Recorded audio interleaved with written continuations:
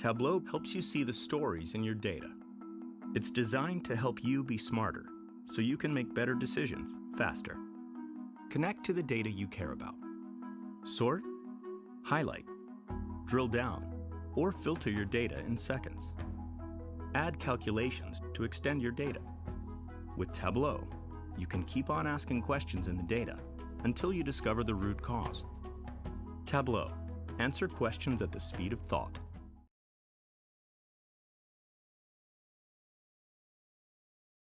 The mixture graph is a data structure for compressing, rendering, and querying segmented volumes.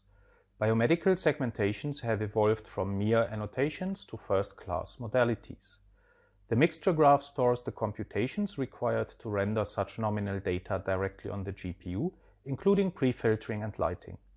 Segment distributions can be queried efficiently using regions of interest.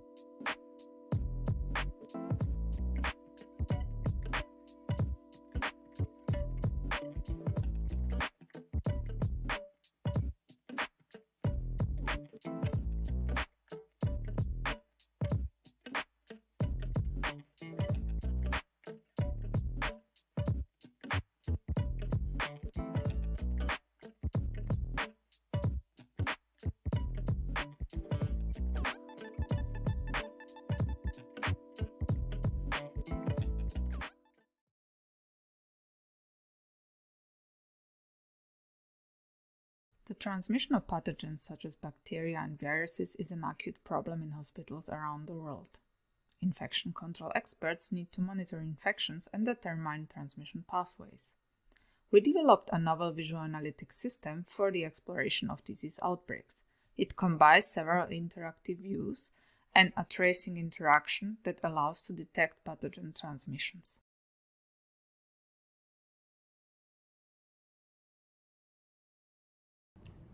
Language models are highly performant across many language understanding tasks.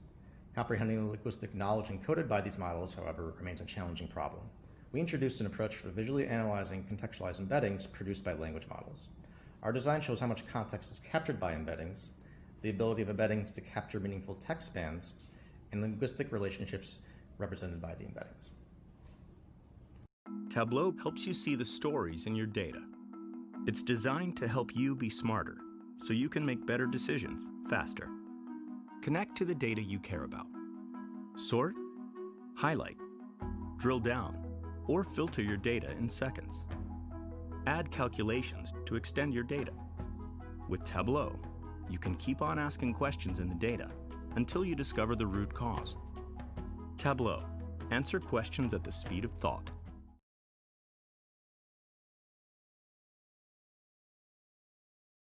Hey everyone, I'm Junhan Zhao, a PhD candidate at Purdue University, computer graphics major, and a research internship at Walch Research North America. Here, we are presenting our recent research, Persevere, using factorized prototypes to visually interpret and diagnose deep neural network. This work is co-authored by research scientists at Walch, Zhen Dai, Dr. Panpan Xu, and Dr. Liu Ren.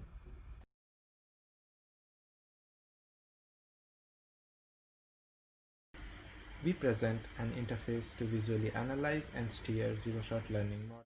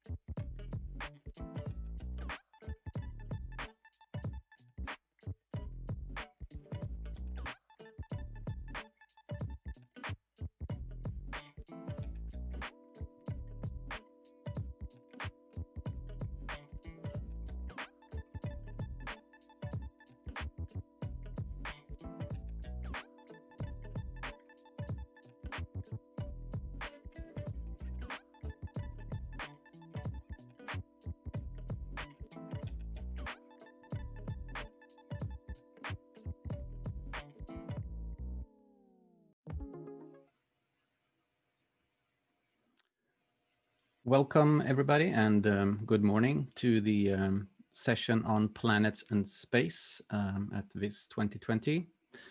So this is part of a VIS full papers session. My name is Patric, and I'm chairing this session, and we have 6 presentations to listen to this morning. We better get right ahead and start with the first one. It will be presented by Thomas Ortner, and it's called InCorr, Interactive Data-Driven Correlation Panels for Digital Outcrop Analysis by... And yeah, let's go ahead and show the presentation. Hi, I'm Thomas Ortner from the VIS Research Center in Vienna. Welcome to my talk on InCorr, Interactive Data-Driven Correlation Panels for Digital Outcrop Analysis. Previous and ongoing missions on Mars were focused on looking for signs of water. There is strong scientific evidence that there have been lakes and rivers on the Martian surface. Based on that, the upcoming rover missions by ESA and NASA seek signs of past life, so-called biosignatures.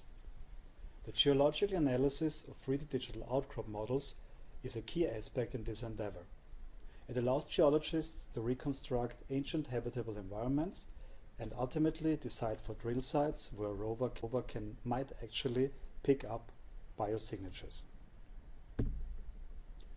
An outcrop is a location where a piece of rock exposes different layers, so-called strata. The vertical succession of these strata is a chronological view into the past of a planet's surface. In this example, we have a terrestrial outcrop from southwestern Utah. And as we can see, where Utah is a hotspot for field trials and Mars analog experiments. Traditionally, geologists make measurements in the field using hands-on tools. Affordable remote sensing solutions have made the geological analysis of digital outcrop models very popular. It reduces the fieldwork to capturing the data, and the actual interpretation on high-resolution 3D reconstructions of surfaces can be performed in the comforts of one office. These methods can be applied to stereo image data collected by rovers on Mars, and the resulting DOMs can be used to greatly enhance our understanding of the evolution of the planet's surface. First, geologists are interested in contacts. These are the discrete transitions between strata. Contacts can be numerous and have different magnitudes, depending on the magnitude of change between strata. Strata are arranged hierarchically, as for instance, here we have a couple of bed sets bounded by orange lines, which are substrata of units bounded by red contacts. Another important aspect are crossbeds. These are features preserved from their time of deposition. The interpretation of the dip direction of crossbeds, indicated by the arrow disks, is invaluable to reconstruct the direction of ancient wind or water flowing. After interpretation, geologists want to summarize an outcrop in a sedimentary log. A log illustrates the succession of strata and relevant geological properties, such as rock type and deposition direction. The y-axis shows the elevation of contacts, consequently the thickness of the enclosed strata. The x-axis is a logarithmic scale representing the grain size of a stratum's rock type, from fine clay to coarse gravel. The color of a stratum in the log represents its rock type category. To characterize the orientation of a stratum, geologists use Rose diagrams, showing the angular distribution of crossbed measurements. It has to be noted there is no accepted standard for what a log should look like except the encodings we just discussed. Inspiration for this work was the Dinosaur Quarry campaign. Our collaborators, leading planetary geologists, went to Hanksville, Utah in the course of a Mars field exploration and captured 4 outcrops digitally. They interpreted the digital outcrop models, created logs, and finally arranged them in a correlation panel, which looks like this. We cannot go into detail here, but the juxtaposition of logs allows geologists to identify similar strata across outcrops. Connecting these strata, as here with the red stippled lines, is called a correlation, giving the panel its name. Such a correlation analysis is essential for building a regional geological model and is also a typical result in geological publications. This representation has several shortcomings. Logs and correlation panels are illustrated manually. This is very time-consuming, and it's also very painful to adapt and extend these illustrations afterwards. Further, there are no interpretation tools which directly support the logging or the drawing of logs. Usually multiple tools are involved, and there is no backlink to the original data. Finally, this is a static one-shot representation, which makes it very difficult for other geologists to reproduce the results of a correlation analysis. We came to the conclusion with our collaborators that they would greatly benefit from an interactive correlation panel. It should look familiar, looking like manual illustrations, but should also be cheap to create and to maintain. In the form of a design study, we researched two components, a 3D logging tool to efficiently connect contacts, and the InCorr panel, short for Interactive Correlation Panels. We evaluated our results through a use case. We also compared our result to manual illustrations, and we asked 3 geologists to give feedback on our designs. Ultimately, we present an approach that could change the way how geologists work with digital outcrop models. Luckily, our collaborators already approached us with a simplified form of a log, and this closely matches our final result of a geological log created with InCorr. InCorr supports all the tasks necessary going from the interpretation stage to a finished correlation panel. To create a log, users can connect contacts and derive strata from that. Each strata can be assigned with a rock type and several crossbed measurements. The logs are then arranged in the correlation panel, which allows geologists to find similar strata. Then they can connect the contacts and derive correlations. Finally, they can vertically align the geological logs and export the illustration for publication. We integrated the 3D logging tool into the interpretation software Pro3D, and we also added the InCorr panel and a graphical user interface for assigning rock types. To create a log, we first need to pick a reference plane for height computation. Then we pick 3D points on the individual contacts to add them to our log. These points, or the contacts actually, are sorted by height, so we can pick the contacts out of order. Also, a contact exists only once per log, so we can easily adapt or extend our 3D geological log. After selecting the contacts, we receive an empty geological log. In the next step, we want to assign grain sizes to individual strata. Therefore, we select the stratum and then we select a rock type. The selected stratum is indicated by highlighting the bounding contacts.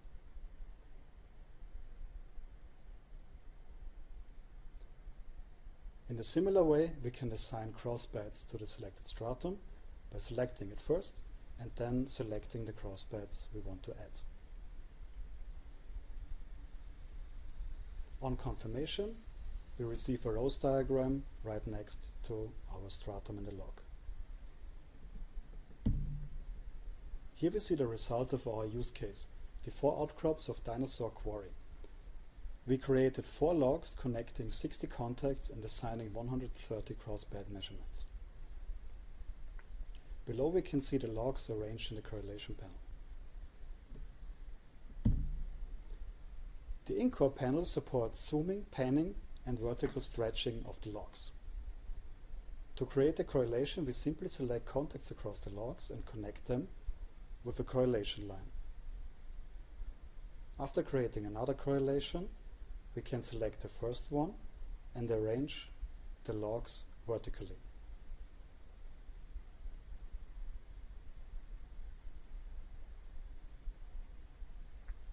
This is typically found in geological journals.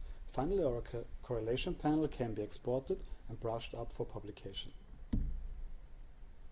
Creating these logs of dinosaur quarry, 3D and 2D, took us 1.5 hours, although we took 5 times as many measurements as in the original dataset. According to our collaborators, a comparably detailed analysis would take a whole day or even several days.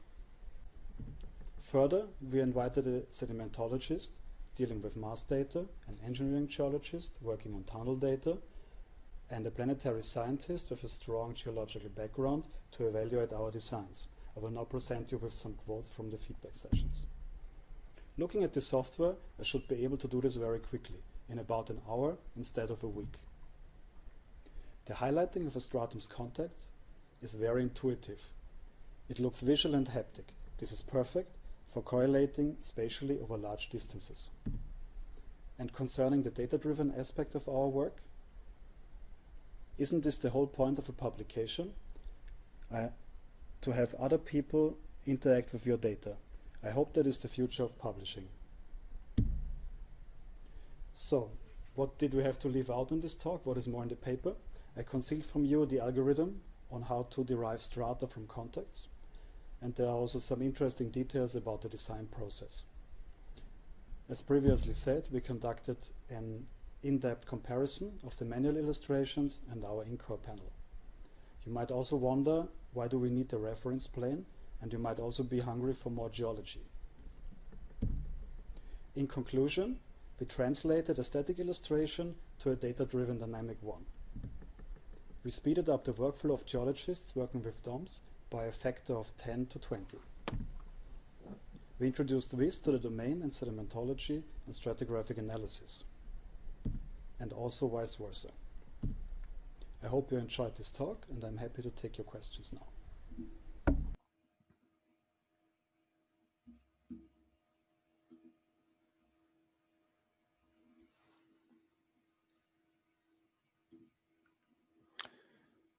Thank you very much for that presentation. Very interesting. We have a few minutes actually to go through some of the questions that may show up in the Discord. We have received one question from Alexander Bock asking what kind of pre-processing was done on the 3D model to detect the different layers and their orientation. Was that part of the InCorr, or was that done by the geologists ahead of time? That's actually a manual interpretation from the geologists, which was done in Pro3D. And our collaborators refuse a bit to work with automatic derivations or deductions of this information. They want to do this manually on the 3D outcrops. Okay. I don't see any further questions at this point in time.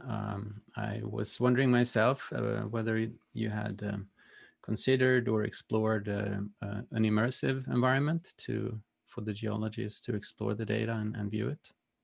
We're working on that, and we tried out several prototypes, and just a very easy one where you can walk around and just measure with a virtual tape measurement seemed to be very well accepted by geologists who tried that out. So yeah, that's definitely an advantage for judging geological features, especially small ones.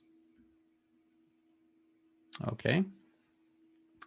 We have a few more questions showing up here and a few more seconds to. So what differences are you expecting for your tool when moving from Utah rock to rover mining imaging? The imaging and the reconstruction is very similar. So we also have 3D outcrop models. It's just that Mars is quite flat in some areas. So the details in the paper, but we have an assumption that we pick this reference plane, and this might be it's a geological assumption, and this might be too coarse for very flat areas that geologists actually want to explore with our tool. But essentially it works the same. Yeah. Okay, one more question very quickly. Have you considered commercial tools like Petrel? Our geologists know these tools. They're more for drilling and oil and mining. This outcrop interpretation is often not part of these tools. I think there's a tool in Bergen, which is quite close to our tool. It's called Lime. But our collaborators say Pro3D is actually the only tool serving their needs in this regard. Okay, thank you very much. And once again, let's thank the speaker. You have received more cheers on the Discord channel when you get the time to look at that, and you can continue maybe and ask questions for Thomas there. Let's move on to the next paper. Let's see it so I'm not mixing things up, and that should be extraction and visualization of Poincaré map topology for spacecraft trajectory design. And the presenter is Xavier Tricoche, I hope.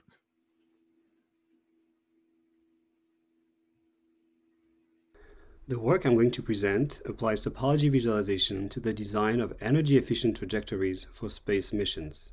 This is joint work with Wen Schlei, who is a mission engineer at EPL, and Kathleen Howell, who is a professor of aeronautics at Purdue University. The path of a spacecraft is controlled by two things: the gravitational field of the Sun, planets, and moons, and correction through maneuvers. Maneuvers require propellant, but within the severely limited mass budget of the mission, the scientific payload is given priority over propellant. It is therefore imperative to design trajectories that keep maneuvers to a minimum. Trajectory designers strive to leverage the natural dynamics of the solar system to reach the mission objectives. To that end, they analyze the mission path through gravitational models in which they combine theory, known results, and computation to discover solution trajectories. This work is premised on the idea that topology visualization offers a powerful framework to help trajectory designers explore and design space. To confirm this hypothesis, we devised a topology extraction and visualization method, applied it to a widely used model, the circular restricted three-body problem, and tested it in the context of several design scenarios. Let's start by introducing the circular restricted three-body problem. We consider a system comprised of two massive bodies, a larger one called P1 and a smaller one called P2, say the Earth and the Moon. These bodies are rotating around their barycenter, forming a circle on the orbital plane, shown in gray.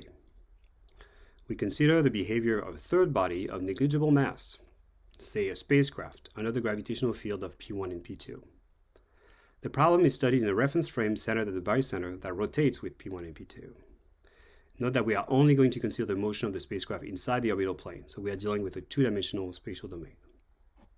Beside the barycenter, there are 5 positions in this domain where the gravity of P1 and P2 cancels out. These are called Lagrange points, and they are shown here as red dots.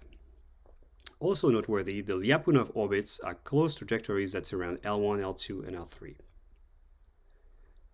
The state of the spacecraft at any given moment is comprised of its spatial position x and y, and its velocity x dot and y dot.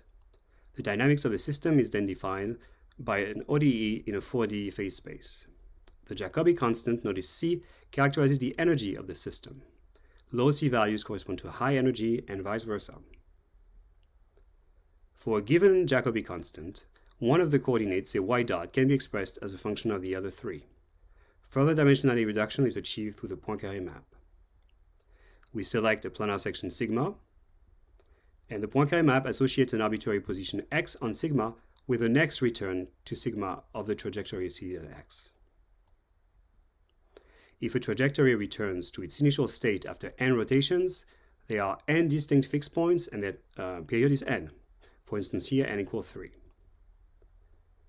The typical topological pattern in Poincaré maps is an island, as shown here. Fixed points are either saddles or centers, shown here in red and green. The boundary of the island is formed by stable and unstable manifolds of the saddles. The intersections form tangles which are associated with chaotic behavior near saddles. These intersections are of major interest to space trajectory designers. They are called heteroclinic connections if the two saddles are not on the same trajectories. Our method in this paper builds on prior work by Schlei et al., presented in 2013, in which a topology extraction method initially proposed by Tricoche et al. In 2011 was first applied to the three-body problem. Here's the basic idea of this method. A region of interest in a plane x dot is first decomposed into a regular grid of cells. Then for each considered period and for each cell, the Poincaré index is computed along the edges of the cell.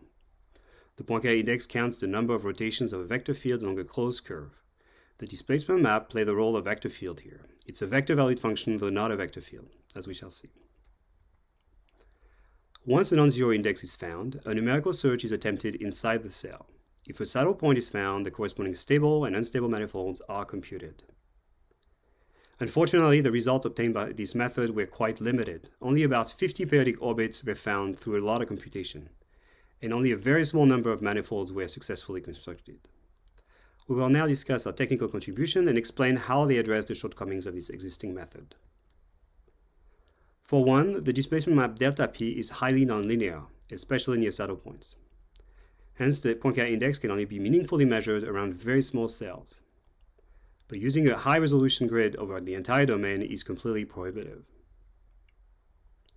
Second, in many cases, the displacement map delta p can have discontinuities along the edges.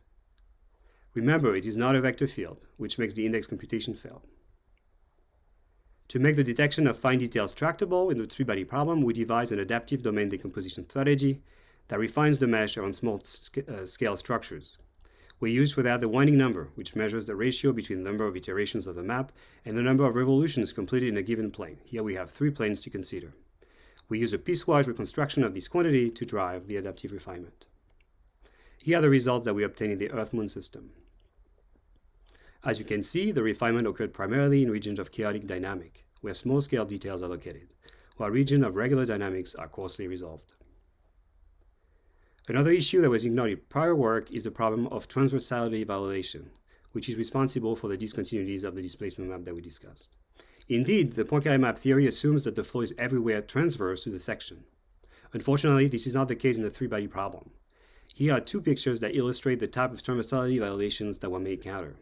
Flow tangency on the left, and near collision with the primary body on the right. All aspects of our method were designed to detect this transversality violation and handle their discontinuities. In particular, we propose an index computation that can accommodate discontinuities. Another issue plaguing existing method is that for more often than not, the numerical search for a fixed point inside a cell will fail, especially near saddle points, which are numerically more challenging to extract than centers. To successfully extract saddle points, we first fit a quadratic model to the local dynamics. The resulting fit is then used to approximate the position of the fixed point, which then serves as a first guess for a multi-stage numerical search. Let's now talk about how we construct the manifolds of a topology. The basic idea of the manifold construction procedure is a kind of shooting scheme shown here. As mentioned previously, this method usually failed in prior work on the three-body problem. We were able to resolve these issues by integrating transversality violation detection in the procedure and properly accounting for the resulting discontinuities in the manifolds. Another important improvement that we made to the manifold construction method is to precisely record the hierarchical structure of the manifold. Here's an illustration of this hierarchy, where each level of the hierarchy has been drawn on a different row. Here we can see the flow from one level to the next level to the next level. Now, given an arbitrary start position on the manifold, our data structure can retrace the trajectory all the way back to the saddle point, where the manifold came from. This is a remarkable result from a trajectory design standpoint, because retracing the dynamics through the equation of motion will almost certainly fail. Here, no numerical integration is needed. This feature of our method is extremely useful to engineers when looking for transfer opportunities. Let's now look at some results. We will consider 2 energy levels, a low one at a Jacobi constant c equals 3.2, and a high one at c equals 2.96. For reference, even the low energy considered here is high compared to the low Earth orbit satellites. At c equals 3.2, the gateway is closed between Earth and the Moon. As you can see, we found many fixed points. Next are the results that we obtained at c equals 2.96. You will notice that the Moon access is now possible from Earth. We found 1450 periodic orbits. Some interesting orbits are shown in the XY rotating frame. The associated fixed points are also shown in the context of the many other points that we found. Now let's take a look at the invariant manifolds constructed by our method at c equals 3.2. Despite the relative simplicity of the topology, these manifolds are extremely convoluted. Note that the discontinuity in invariant manifolds are caused by transversality violations that we discussed previously. Here are the manifolds found at c equal 2.96. Save for a few regions of regular dynamics, the manifolds literally densely cover the domain. Far from being a meaningless clutter, this maze is a gift to trajectory designers who can use these manifolds to send a spacecraft anywhere at virtually no energy cost. Time to discuss the application of our topology visualization framework to trajectory design. In the interest of time, we are only going to consider two scenarios. More scenarios and additional details are found in the paper. In our first case study, the design goal is to transfer from some Earth orbit location to one of two targets, the distant retrograde orbit, or DRO, of period 3 on one hand, and the L1 Lyapunov orbit on the other hand. The key idea here consists in reaching the stable manifold of the considered target orbit, and then to use the natural convergence along that manifold to reach the target. In the DRO case, we see the corresponding initial point on the stable manifold of the DRO found near Earth. Similarly, here's the L1 Lyapunov, and here's the point on the stable manifold of the Lyapunov that is found within proximity to the Earth. The circles again show the start and the end location of the selected orbits in the rotating frame. The time flight were 38 days for the L1 Lyapunov and 88 days for the DRO. In both cases, no maneuvers were necessary. As a second case study, we consider the Saturn Enceladus system. You may have heard that an ocean of liquid water was discovered under the ice surface of Enceladus, which has made this medium-sized moon of Saturn a very exciting target for mission exploration. Here we consider the problem of accessing Enceladus by reaching its DRO, which is about 600 kilometers away from Enceladus. Given a suitable energy level, we can access this DRO by finding an entry point in one of its stable manifolds. The solution discussed in the paper proceeds as follows. Assume the spacecraft is initially flying along one of the countless saddle orbits that are shown in red, and as red points in this image. By following the unstable manifold of the saddle, the spacecraft will reach a heteroclinic connection where this unstable manifold intersects a stable manifold of the DRO, shown here in light blue. So here's a possible solution on the far side of Saturn. By following this stable manifold, the spacecraft is assured to reach the DRO. Here's a view of that solution in the rotating frame. This shows that after a complete rotation around the Saturn-Enceladus system, the trajectory eventually converges towards Enceladus, as can be seen on that image. To conclude, we have presented what we consider a very promising application of topology visualization to trajectory design in the planar circular restricted three-body problem. Our improved topology extraction method was able to find thousands of fixed points, the overwhelming majority of which were unknown. Our method provides detailed knowledge of the complex geometry of invariant manifolds and records their internal dynamics. With that information, it becomes straightforward to identify relevant heteroclinic connections, which play a critical role in transfer design. Our experience with our collaborators suggests that topology visualization could provide a visual catalog for interactive trajectory design. Final point, the code is available online. And I would like to conclude with some acknowledgement. Thank you.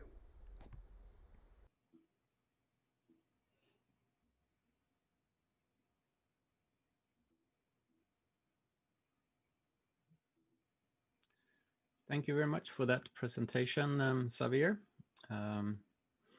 We have a couple of questions that is coming up here, and I will have to catch the first one from Alexander Bach. First tells you very impressive work here. You were showing Cassini as an example in the beginning. How sensitive is your algorithm when going from a three-body system to a more complex system like Saturn? So it's a great question. Basically, the three-body problem is a model that is simple enough to be studied quite effectively with computational techniques. On the other hand, it is also quite close to the to more complex models that would accommodate all the additional constraints that exist in the real world. So, of course, for instance, when we are considering a three-body problem next to Saturn, we are ignoring the effect of the sun, so we would have to look at something more complicated. However, the solutions that I found in the three-body problem usually provide a very good starting point to transition to a more complex and more holistic model. Thank you. We have little time for one more question here from Mika Schwab. Do the trajectory designers choose a trajectory based on where they want to go in your visualization, or don't they also care about the speed of the aircraft at the target position, for instance, to be able to orbit or land on a space object? Do you support anything about target speeds? Great work as well. So as of now, we are primarily supporting a design approach that focuses on the location that is targeted, and then provides essentially a roadmap to reach that location. What is being asked in the question is essentially to incorporate additional requirements on the nature of the solution. So for instance, there are some constraints that exist when a spacecraft is trying to land on for instance, on the moon, and they try to arrive almost tangentially to the surface of the object. So these type of constraints are not currently explicitly incorporated in the method. However, they could be fairly naturally added to the method and further refine the possibility, the options that are otherwise delivered by the topology. All right, thank you very much, and let's thank the speaker again. There are some more questions on Discord or the YouTube channel here in the chat, but we have to move on to the next presentation. Hi, my name is Jonatas Costa, and I'm part of the VIDA lab at New York University. Today I will present our work on interactive visualization of atmospheric effects for celestial bodies. This is a joint work with Alexander Bock and Anders Immermann from the Linköping University and the University of Utah, Carter Emart from the American Museum of Natural History in New York City, Charles Hansen from the University of Utah, and Claude Silva from the New York University. New improvements in hardware and data availability are shaping the exploratory and explanatory visualization process in science communication. In science communication, the convergence of exploration and explanation is what we call exploration. Open space system, it's on the intersection of exploration and explanation. It's used by scientists for exploratory visualization and used by science communication centers around the globe for exploratory visualization. Visualization in the intersection of exploration and explanation needs an accurate visual context. Use of context and realism are important for novices and learners during the learning process. An example of the importance that importance is the visualization of Earth and Mars. Without realistic atmospheres, essential visual cues will not be present.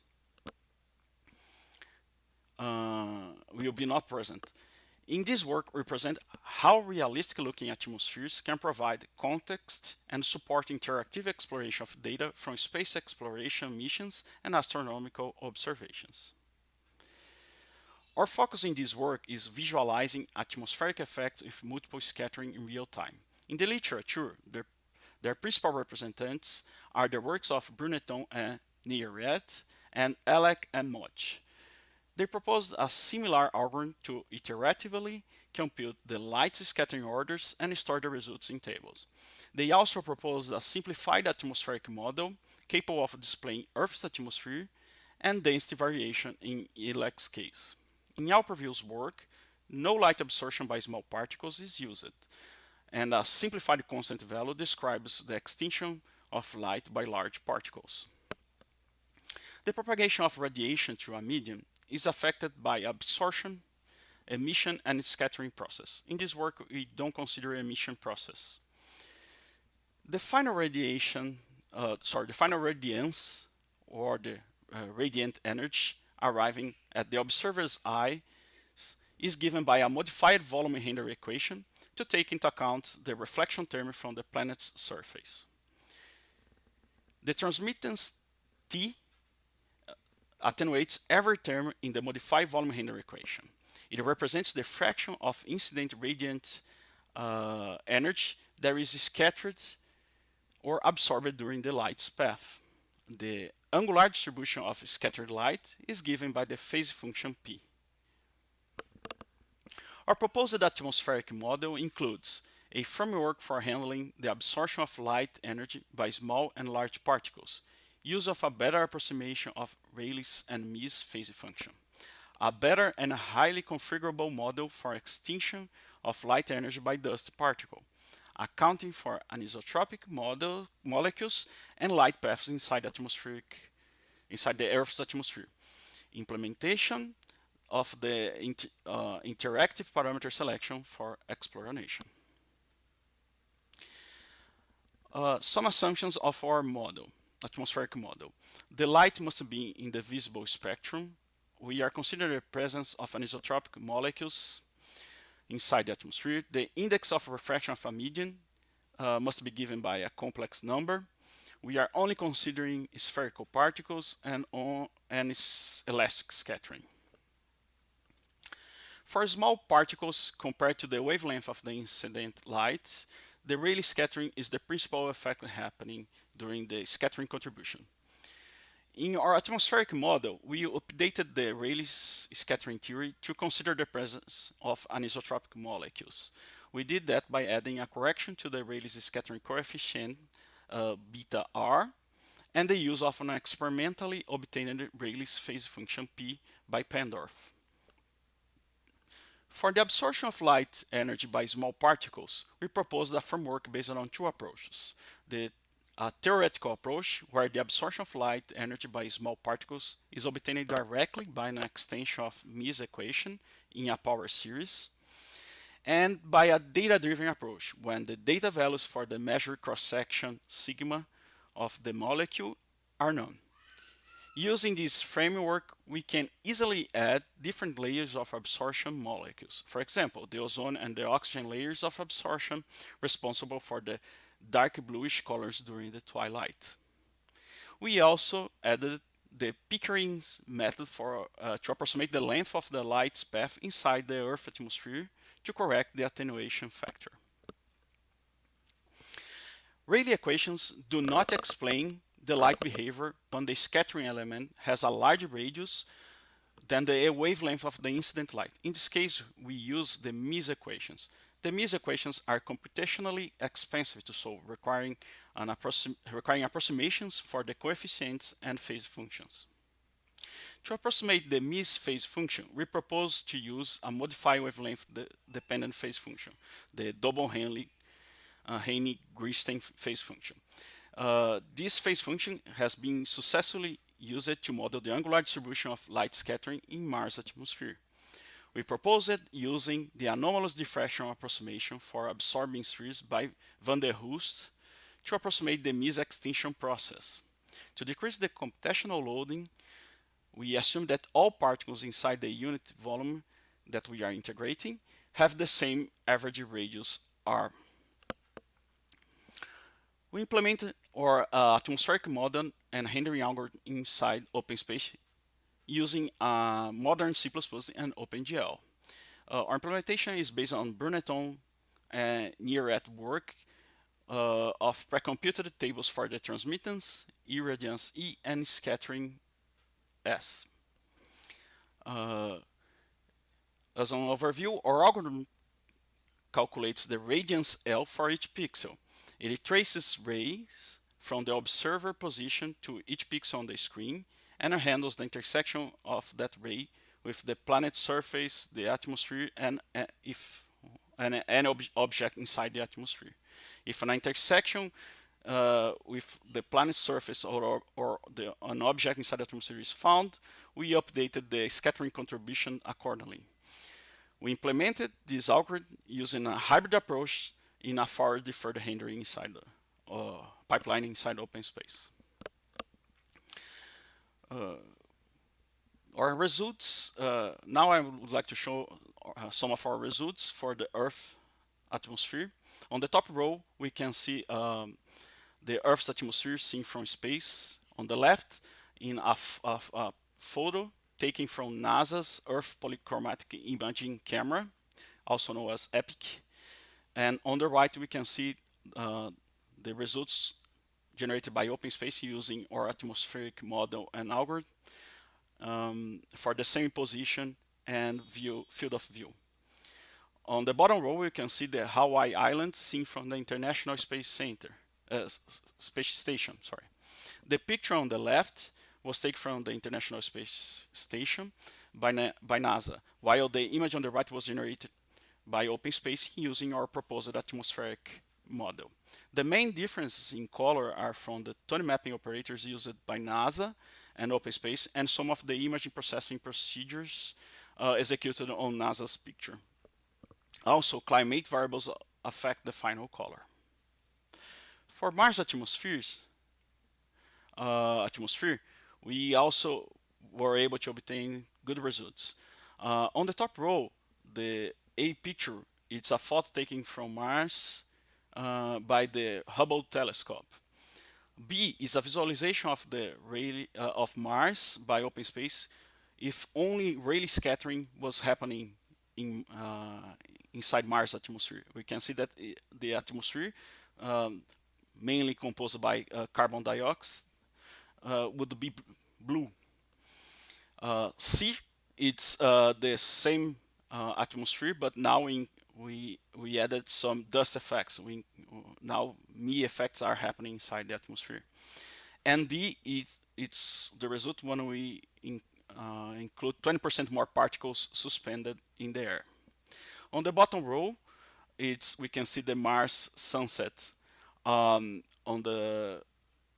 Compared to the picture on the right taken by NASA's Curiosity Mars rover, we can see that the results of our algorithm, our atmospheric model and algorithm in the middle image can reproduce correctly the colors of the sunsets on Mars atmosphere, while the picture on the right, it's a technique by Colleen and others using Brunetton results, trying to mimic the colors in Mars using the Rayleigh scattering only. You see that we can see that the Rayleigh scattering effects are not enough to reproduce the Mars atmospheric colors, effects and colors. We validate our system, plotting the sky's luminance for different sun's position and view angles in Earth's atmosphere against the CIE standard clear sky model. Our model shows good agreement with the CIE model and does not suffer from overestimation near horizon. We believe that is a direct consequence of our proposal light absorption framework. Our model and implementation scale linearly with the number of atmospheres being displayed simultaneously and resolution, a directly consequence of the algorithm being a screen space algorithm. Our target performance is to support above 60 FPS, which is around 16 milliseconds per frame. And with the hardware tested, hardware that is 3 generations old, we are still less than half of our allocated performance budget. Our method uses a new advanced atmospheric model capable of simulating the absorption of radiant energy by small and large particles comparable to wavelength of the incident light, modeling different properties of dust particles based on their index of refraction and radius. In Earth's case, our atmospheric model can simulate no linear paths of the light inside the atmosphere. Although our method requires modeling absorption by particles of the same size, more than one type of particle can be added by simple addition of absorption coefficients. We validate our methods using the data from the CIE and visual comparisons with pictures taken from Mars atmosphere by NASA. Finally, our method is designed to be used by domain experts, students, and general public. For future work, we would like to add the light contributions from moons and stars, improve the BRDF for the surface reflections, maybe HAPX BRDF, include weather effects and clouds, and in our more ambitious improvements, we'd like to add polarization effects and exact scattering phase function from Mies equations. Thank you very much.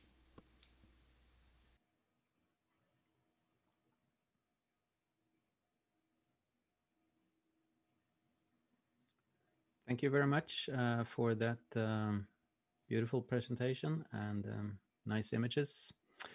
We have a minute for questions, and I'm not seeing anything in particular right now.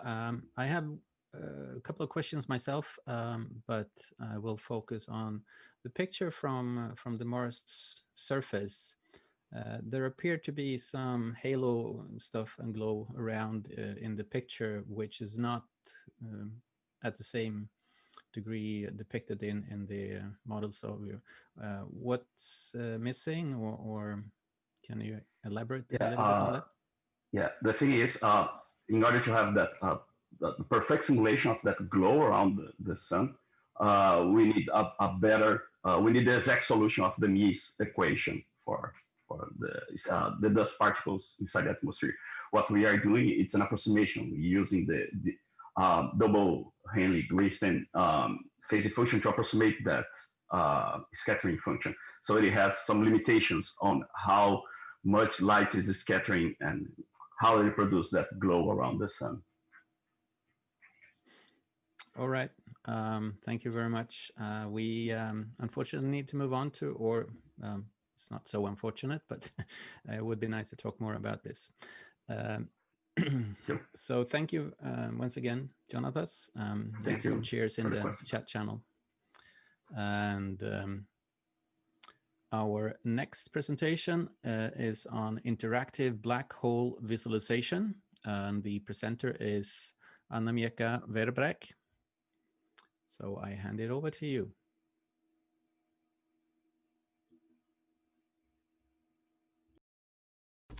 Hello and welcome everybody. I'm Anna-Mieka Verbrek and I'll be talking about interactive black hole visualization, a paper by me and Elmar IJzerman from the Computer Graphics and Visualization Group in Delft, the Netherlands.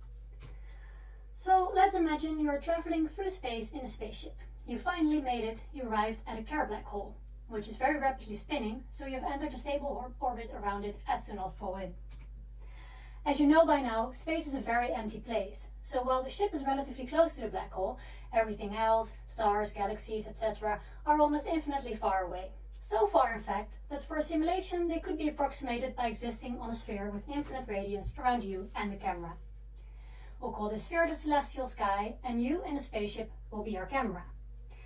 Now the main question is, of course, what does this camera see? And then this might be the first thing that pops in your mind. The black hole gargantua depicted in the movie Interstellar. This is an action shot directly from the movie. The paper detailing the research for Interstellar shows the simulation behind the shot. This may be a bit less stunning, but it's really the foundation of all the breathtaking images in the movie. You will see many more such visualizations in this presentation. All the research done for Interstellar was so they could have a very precise and physically accurate simulation of the black hole. They used a CPU farm to render their frames, and some of those frames took up to 100 hours to render. With this, they produce an IMAX quality simulation. We, however, want a simulation that runs on a normal desktop computer. We also need computations fast enough for it to be interactive, and our simulation should still be high quality.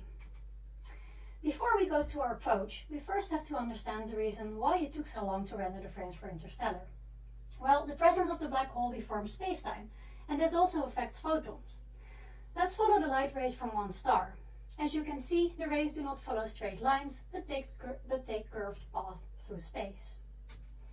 As shown here, the different light rays from one star follow different paths to the camera, which are then visible to the camera as multiple images of the same star, coming in from different angles.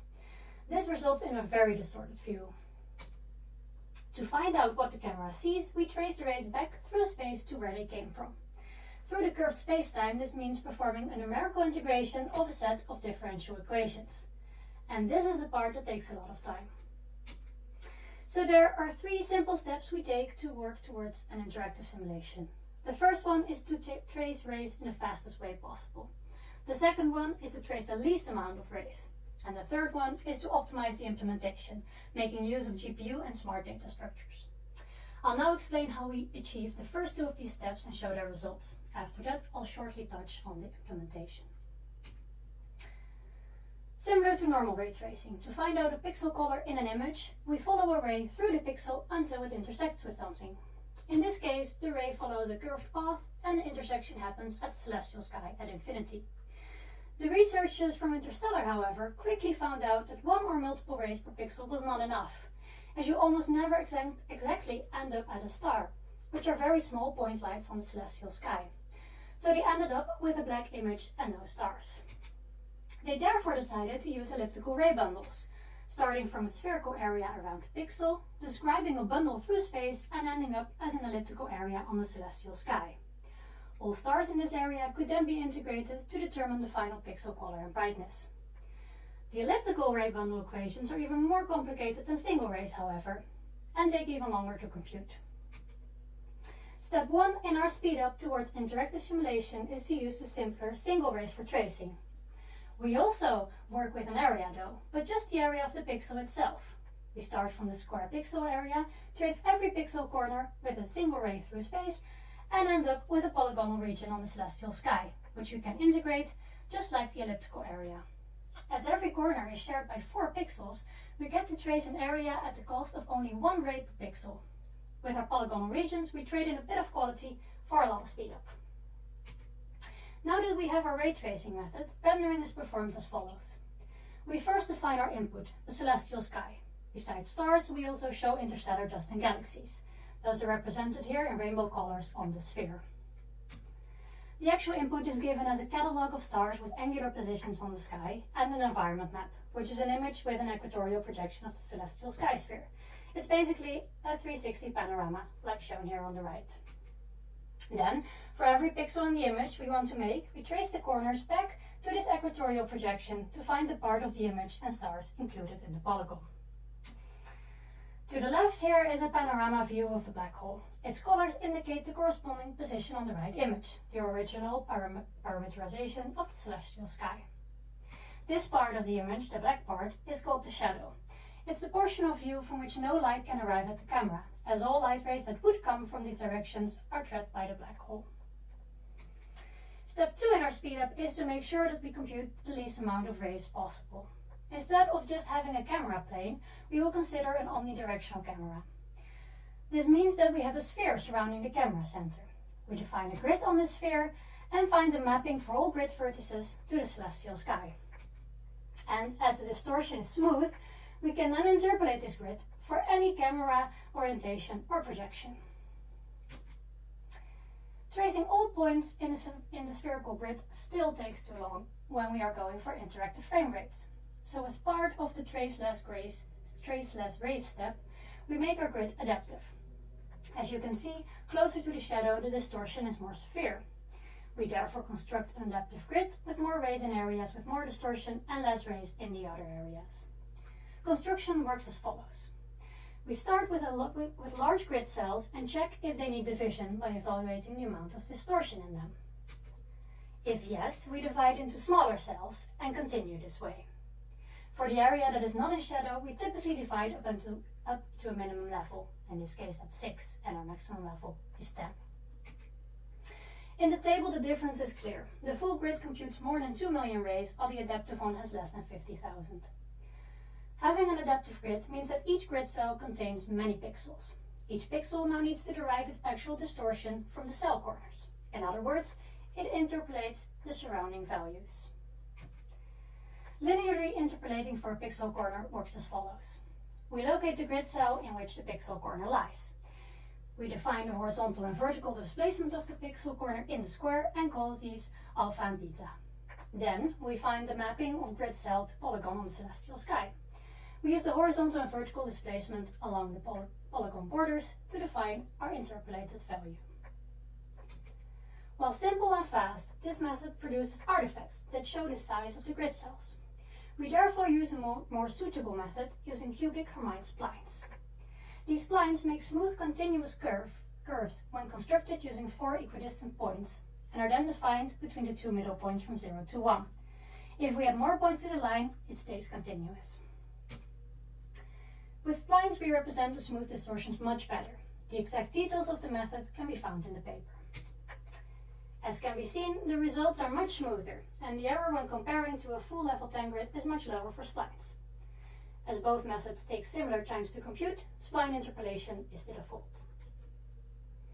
Before we discuss general motions, let us first see how we can use this map to generate the actual black hole visualization.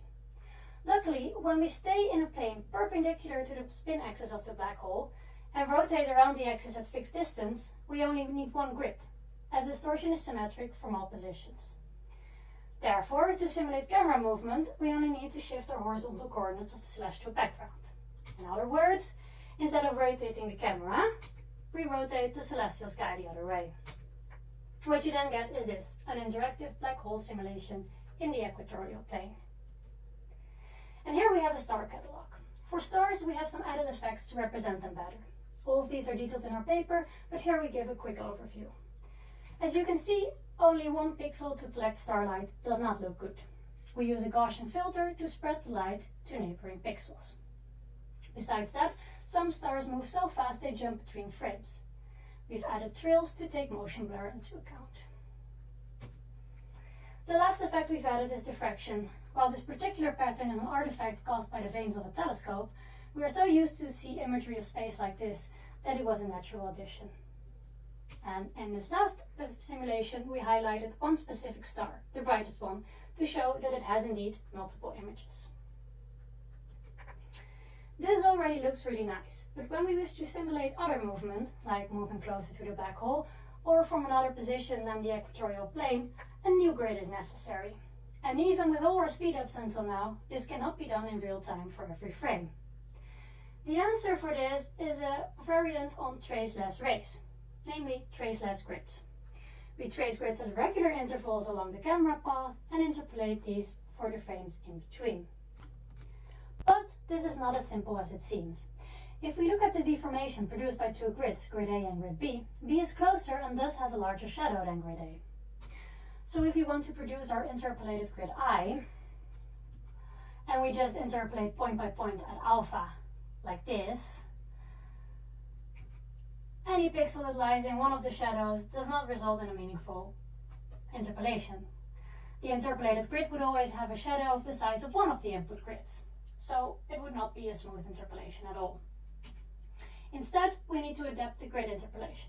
First, we warp the shadows of both input grids such that they share the same size, which is given by enforcing the interpolated radius, indicated here in green.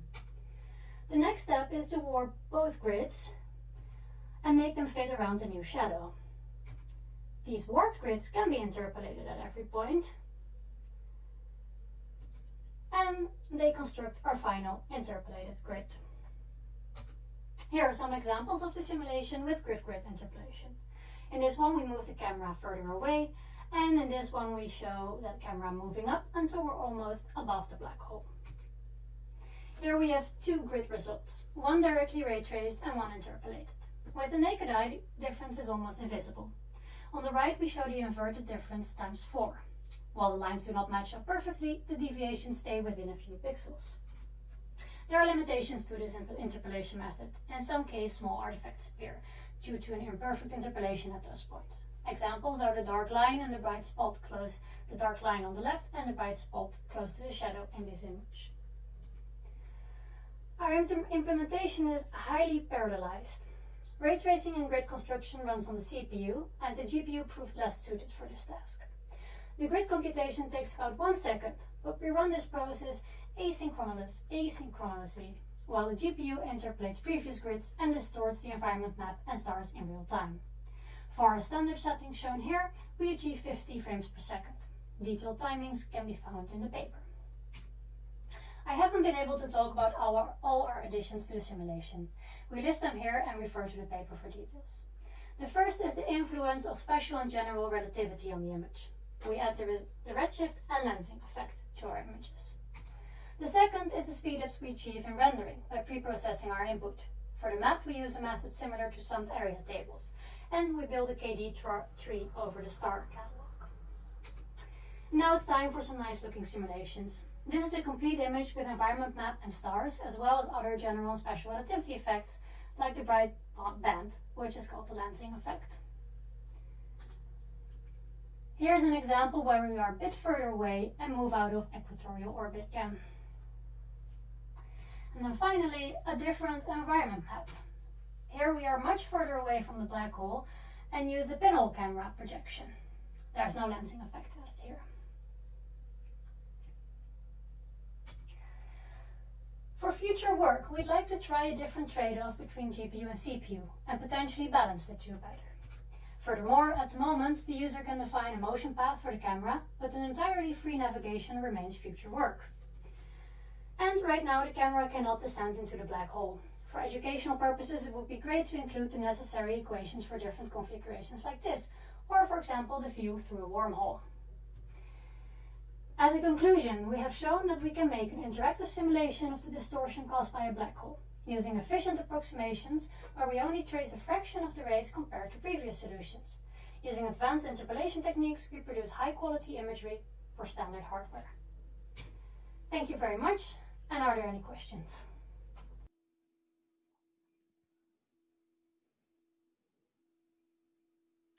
Thank you very much for that very nice animated presentation and very beautiful pictures in the end. I shall quickly see if we have a question here. If it's not scrolling away too fast here.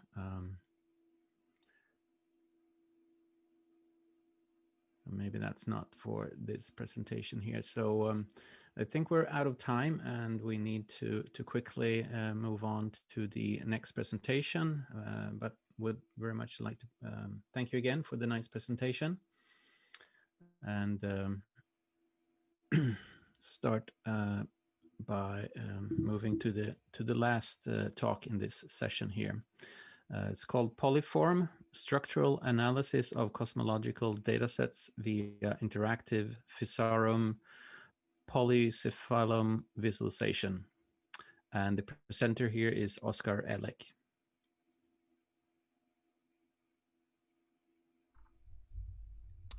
Hi everyone, my name is Oskar Elek and I'm representing a team with Angus Forbes, Joe Burchett and Xavier Prochaska from the University of California in Santa Cruz, particular computational media and astronomy departments. And I'm excited to tell you about Polyform, which is our new tool for a structural analysis of large-scale cosmological datasets. And the main motivation for this work was actually to reconstruct and visualize the three-dimensional structure and distribution of the cosmic web. And so the cosmic web, as you probably know, is the largest structure known to physics. It's composed of these filaments made of gas and dark matter that interconnect galaxies and entire galactic clusters together. This particle animation has been produced by the Millennium simulation in 2005, and you're now kind of getting the sense of the scale by just starting to see the galaxies as these little bright spots. Since then, other simulations have confirmed that the cosmic web actually is a real thing. Here are examples of the Eagle and Bolshoi-Planck simulation. But when it comes to real observations, for instance, here is a Hubble Deep Field picture, you really can't see the cosmic web. And so why is that? Well, the gas that actually constitutes it is so diffuse, so sparse, that it doesn't really have any appreciable scattering or emission towards us. And so we're just really left guessing. There are some imprints of the cosmic web. For instance, here is a kind of indirect footprint on the cosmic background radiation, but this is just not enough to actually reconstruct the cosmic web. So the main task, more specifically, was to reconstruct and also visualize the structure and the density distribution of the cosmic web from galaxy data only. So here you have a field of 37,000 galaxies projected to 2 dimensions, and these are just positions and masses of the galaxies we are working with here. And the tasks that are actually related to this, to the main task, are both in terms of structural analysis of the cosmic web and then visualizing the cosmic web based on only data like this, discrete positions and masses of galaxies. So when it comes to the structural analysis, the main challenges there are that the large-scale physical simulations that I mentioned already are very expensive. They take months on supercomputers to perform. The second issue is that physics simulations they start from initial conditions, so like a homogeneous gas distribution, not from data. So you can't feed today's observed galaxy positions to a physics simulation and hope to obtain the cosmic web out of it.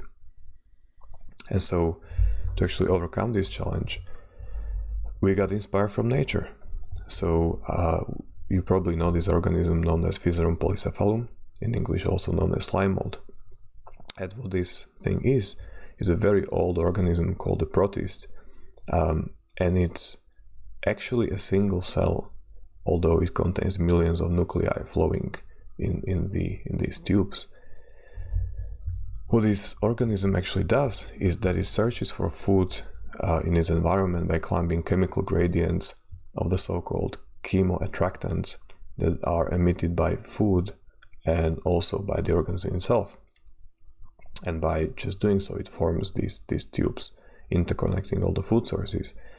And it turns out that these networks that it produces are actually near optimal or approximations of optimal transport networks.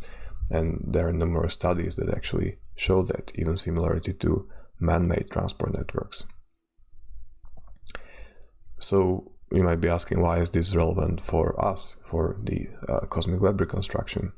So here is a quote from a recent astrophysical paper, and these guys say that filaments actually appear to be the highways of the universe, the transport channels along which mass and galaxies get channeled into the higher density cluster regions, and which define the connecting structures between higher density complexes. So essentially, the cosmic web is a transport network, and we are enlisting slime mold to help us find it. Now, the real slime mold is quite impractical, so instead we went for a simulation of the slime mold.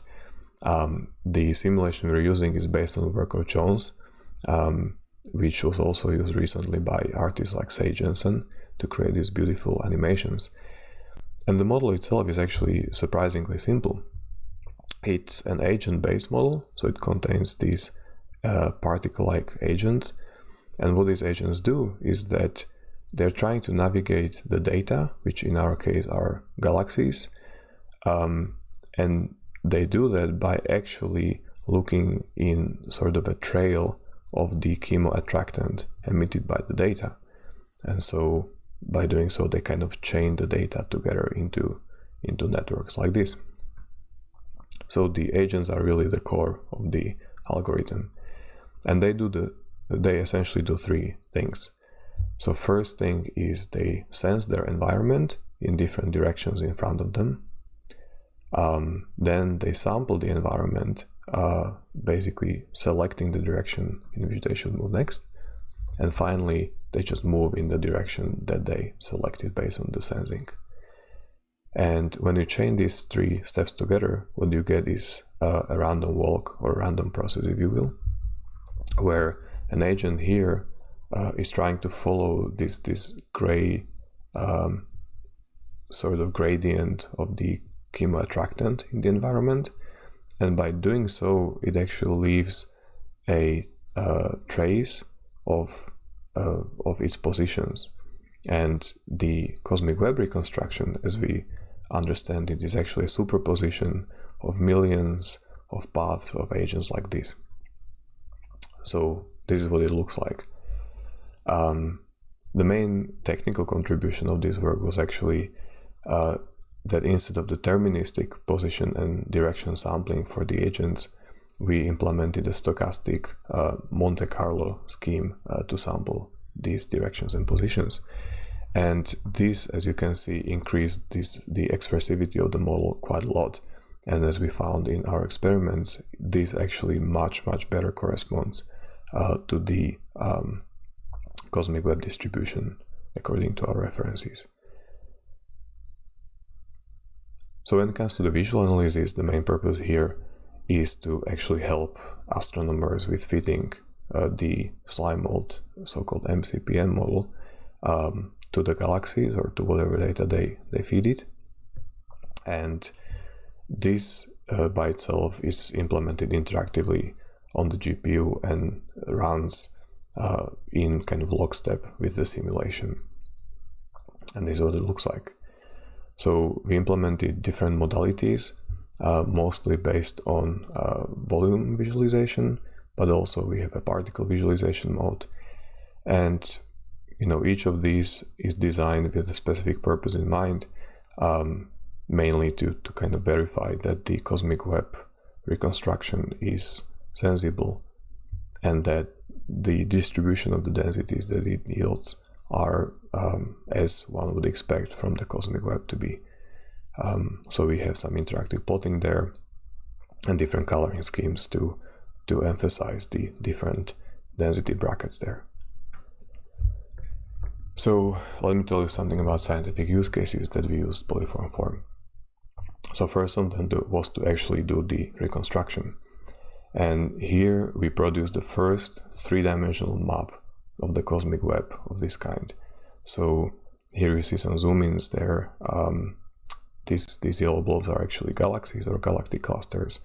And you can see that the MCPM model actually interconnects the galaxies very well and kind of intuitively too. Here is it animated. So again, these are the galaxies in 3D. You can kind of infer the structures in them, but it's really not complete. There are gaps and artifacts that you can see by naked eye. And this is the reconstruction that polyform actually gives you. So it is a very nice, dense network, and it's a really interconnected network. There are no gaps in it or holes. And using validation against independent measurement data, we actually shown that this is not only an intuitively looking reconstruction, but also one that very well corresponds to these independent verification measurements. The second task was mapping the simulated MCPM density to cosmic overdensity. So cosmic overdensity is a real physical quantity that astronomers recognize, and to get this, we actually fitted the model to a simulated data. In this case, containing 450,000 dark matter halos. And again, what we got here was a very good agreement with the distribution of this data. And because the simulation itself contains a reference density field, we were able to show that you can obtain a reliable mapping from the Schlei mold to a reference over density data. And so this mapping was also used in the same study. Finally, we managed to reconstruct the cosmic web between Earth and an event called the flash radio burst, or one of the flash radio bursts, which are very short, strong impulses of energy. And in this study, we shown that the radio burst that actually travels along this red sight line goes through a very dense region of the cosmic web that we were able to reconstruct and visualize using polyform here. So this was actually the first result of its kind. So the take-home message from all this is that polyform has actually expanded our understanding of the cosmic web thanks to tight and interactive coupling between a bio-inspired visualization of the cosmic web and simulation. So in the future, we want to definitely expand our search. Here is the first prototype to fitting to about 10 times the number of galaxies that we contained in this study. And we also want to apply the model to other domains, already presenting work on fitting to language embeddings here at the VIS4DH workshop. And we also want to investigate biological scaffoldings because of the organic nature of the model, and also other optimal transfer problems in 3 dimensions and even higher. So this is all from me. Please take a picture of this slide. There are links to our research page and also the code base. We have plenty of videos for you to check out. So please be sure to to do so, and we'll be very happy for any feedback that you might have. Great. Here is the contact on all the authors. And yeah, thanks to everyone. Thank you for your attention, and happy to answer your questions.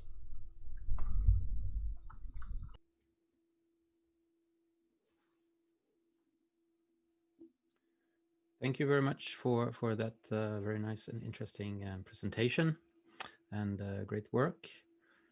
We'll Thank you. Go back here and check if we have some comments or questions showing up. We are, on the other hand, out of time in a way, but I was just quickly wondering, have you implemented this in some software framework, or is just a standalone application from scratch? It's a DirectX and C++ implementation, so mostly standalone. It's open source. You can download it. I'll post the link in the chat.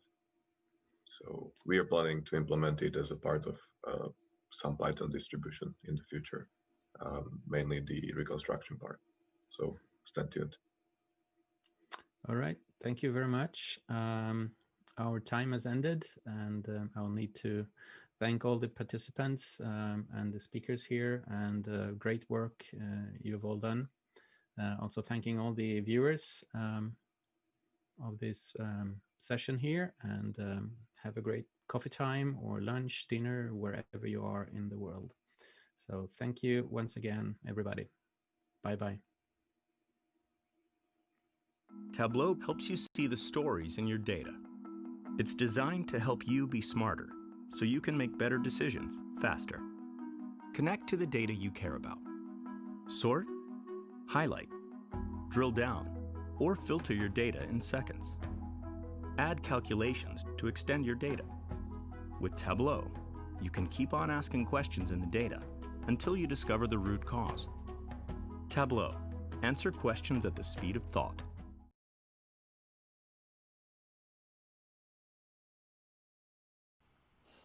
Visualizing the performance progression of machine learning techniques is often achieved by plotting the accuracy in a line chart. For specific tasks such as multi-class classification, they hide important factors such as inter-class confusion and instance-level details. We propose Instance Flow, a tool for interactive visualization of the evolution of classifier confusion on the instance level. Tableau helps you see the stories in your data. It's designed to help you be smarter, so you can make better decisions faster.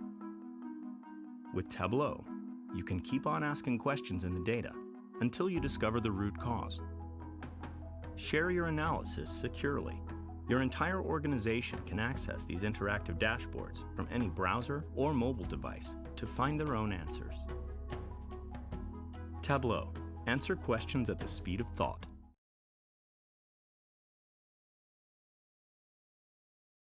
Hi everyone, I hope you're doing well. I'm Heikyu Park from Georgia Tech.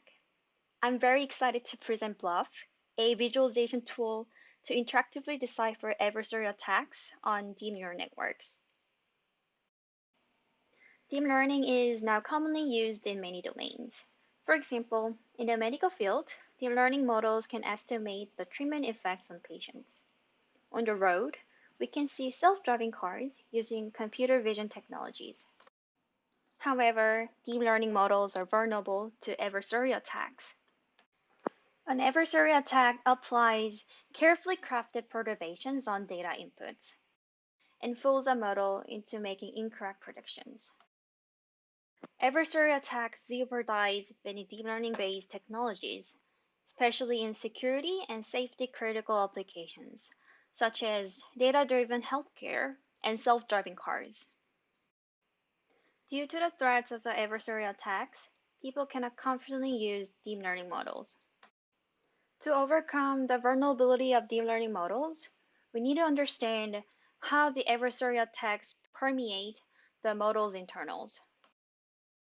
Also, for a better understanding about adversarial attacks, it would be worthwhile to examine if and how an attack strength changes how the model produces incorrect predictions.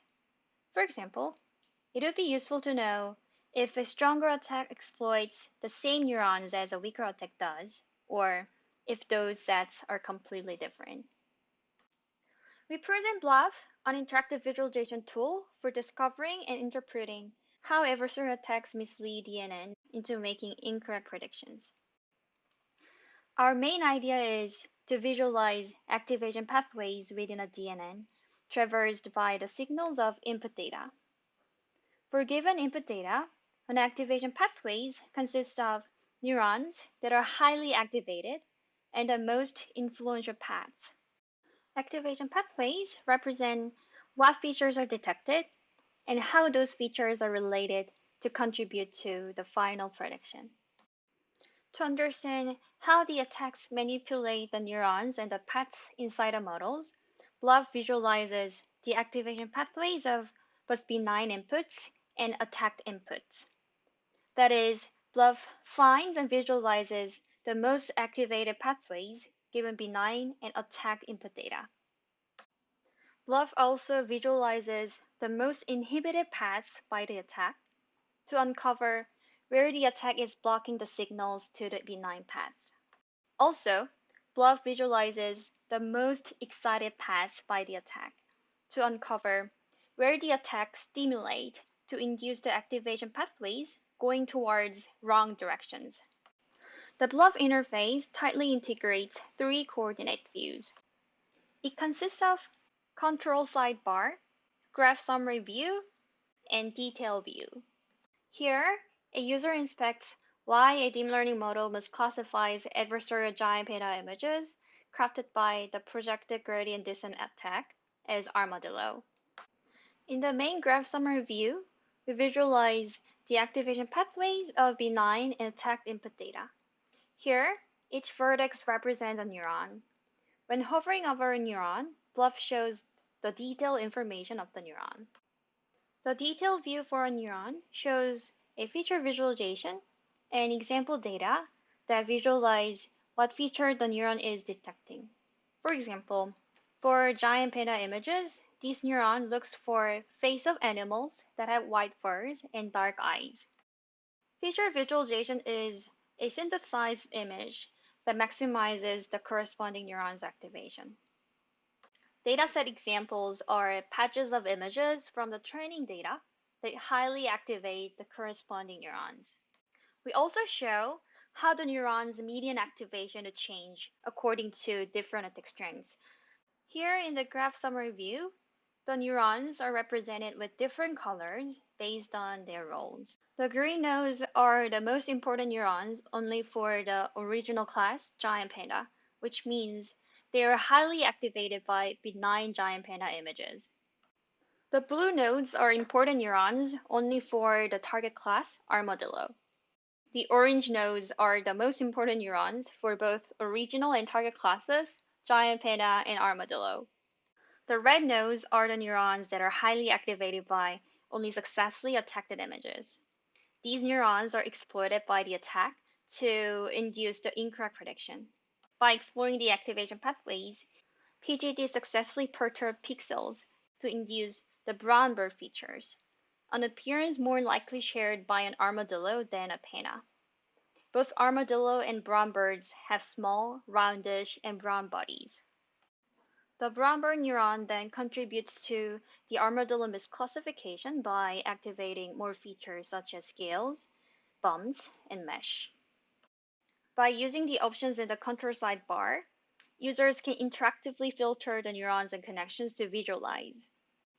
For example, they can select to visualize R graph, or only highlighted neurons, or only pinned neurons. By using the highlight pathways options, users can select which activation pathways to visualize, such as most activated or most inhibited, excited, or most changed by the attack. By using the comparison mode, users can compare how attacks of different strengths have different activation pathways. In summary, we developed BLUF, an interactive system to understand how adversarial perturbations flow of the deep learning model. Blob visualizes most activated, inhibited, excited activation pathways after the attacks, and provides flexible comparison of attack escalation. Thank you all for listening. I'm happy to take any questions.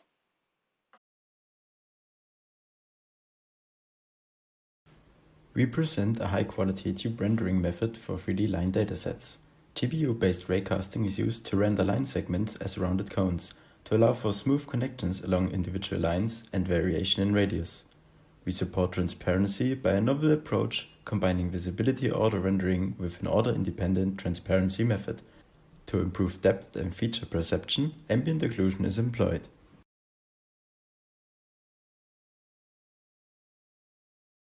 Nowadays, data is often distributed and owned by different participants. There is an emerging need to provide a joint visualization, such as a TS&E projection, to serve as the full picture in data analysis. If the participants are privacy sensitive, how can we build a joint projection without data leakage? Conventional embedding algorithms, such as the TS&E, are designed for single-site computation and require data centralization. Privacy leakage may happen in 3 stages in the visualization pipeline.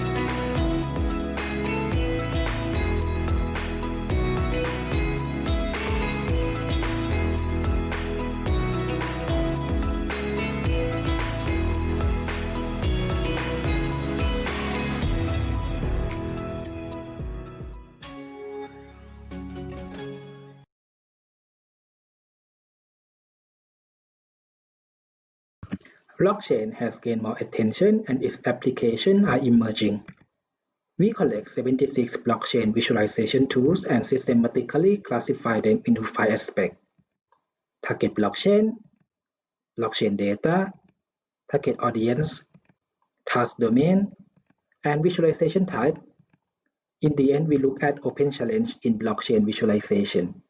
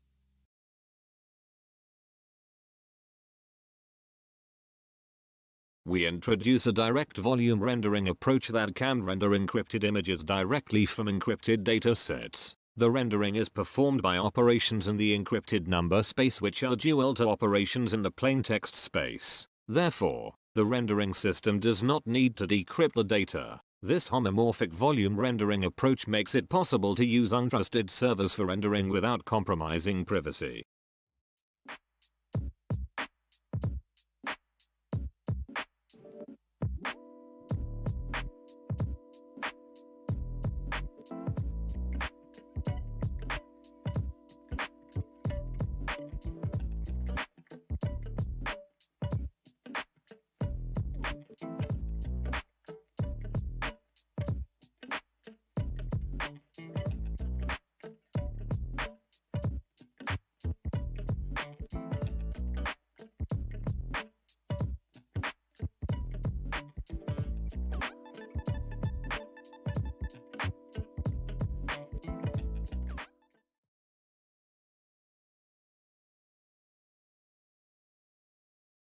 We present columnar data augmentation through visual analytics.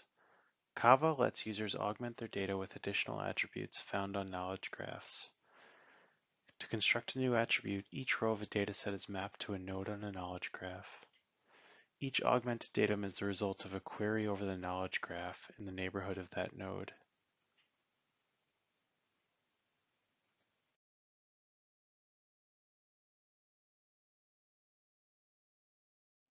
Given a dimensionality reduction scatterplot, we project its original subspace.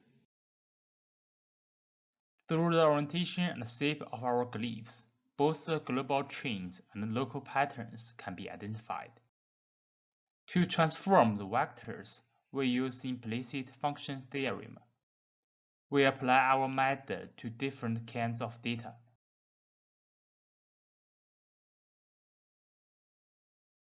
We present our work on data visualization, a technique which helps facilitate understanding of physical measurements and quantities by providing visible experiences to users in virtual reality. This allows them to experience the ground truth of what the data is in reality, as compared to the abstract nature of conventional data visualization. We hope our work will spur new considerations into how immersive technologies can be used for visualizing information, and that you will find it interesting.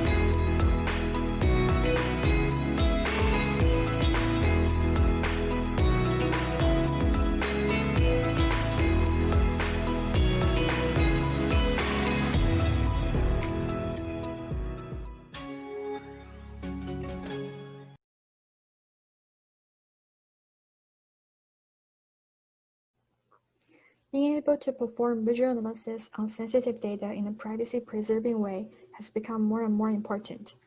In this work, we look at two major research questions in differentially private data visualization towards better understanding of the relationship between the privacy parameter, visualization type, the analytic tasks, and users' performance through cross-source, user study, and simulated comparisons.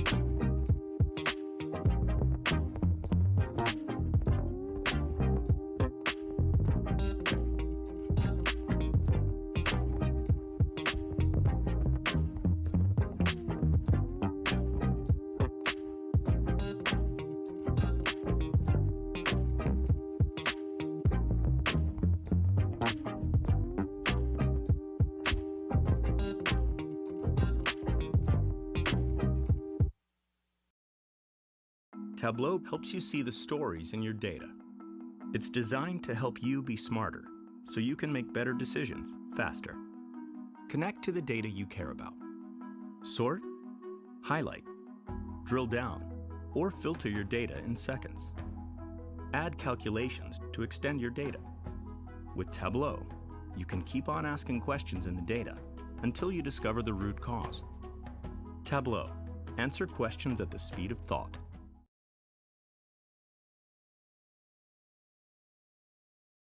The mixture graph is a data structure for compressing, rendering, and querying segmented volumes. Biomedical segmentations have evolved from mere annotations to first-class modalities. The mixture graph stores the computations required to render such nominal data directly on the GPU, including pre-filtering and lighting. Segment distributions can be queried efficiently using regions of interest.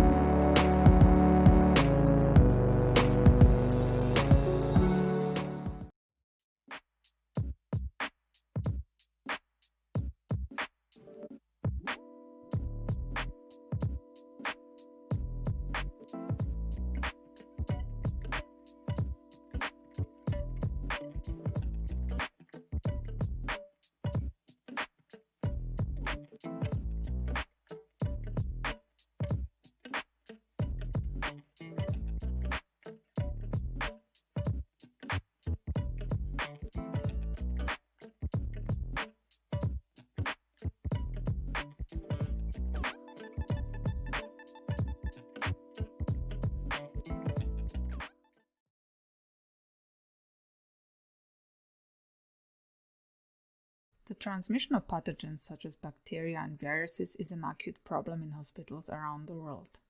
Infection control experts need to monitor infections and determine transmission pathways. We developed a novel visual analytics system for the exploration of disease outbreaks. It combines several interactive views and a tracing interaction that allows to detect pathogen transmissions.